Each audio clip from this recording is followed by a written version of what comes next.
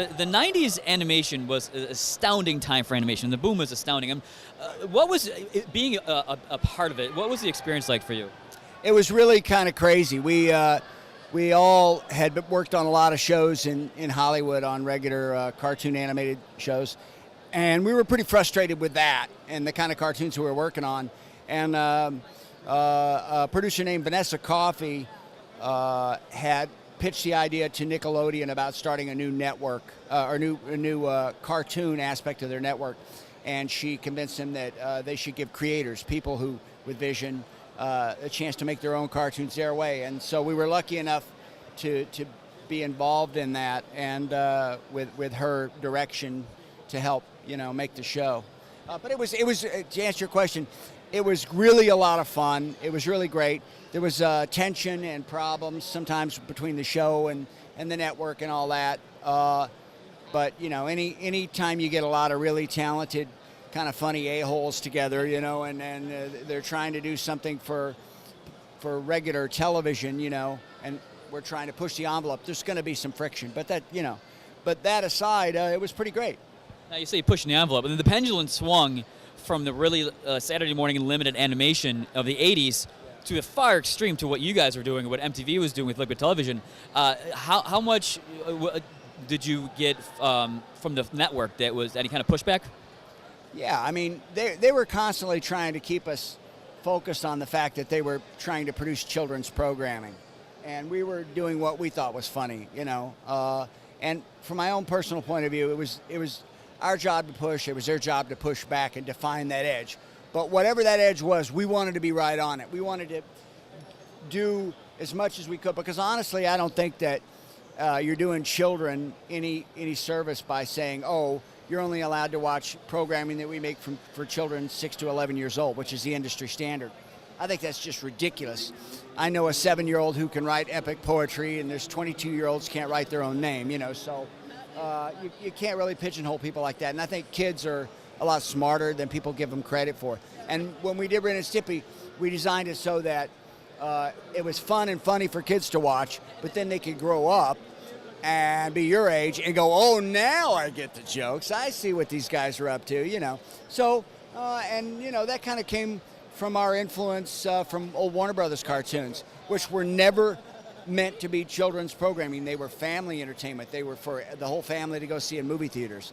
So, that's kind of what it was about. It was just trying to make cartoons that everyone could enjoy, no matter what their age. Now, did you obviously Ren Stimpy was well merchandised and knockoff merchandise as well. But were you ever concerned about the over commercialization of the characters?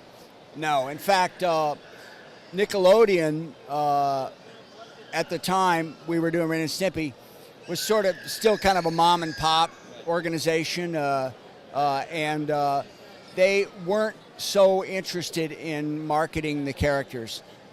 They did some stuff kind of funny, like dolls that fart and stuff like that. But they didn't really merchandise it as well as they could have. There's far more merchandising since the show than there ever was during the show. And it didn't make any difference to me one way or the other, because I never got a penny out of it. So, And now, animation trends seem to go in 20-year cycles, it almost seems like.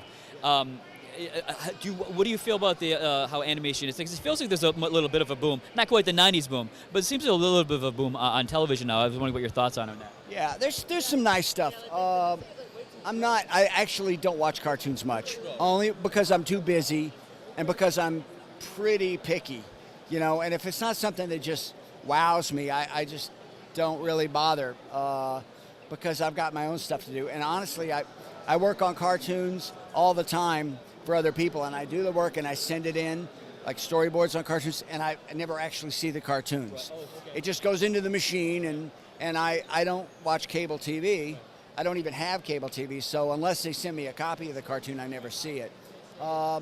I think there's some great stuff going on in feature animation these days. I'm pretty excited about that. I teach at the School of Visual Arts in New York City, so I've got this is my 4th year, I've got lots of young animation students, and I'm teaching them how to storyboard and pitch their ideas and things like that, trying to install some kind of sense of responsibility for what they do, and comedy and all that kind of stuff. So Staying busy with that.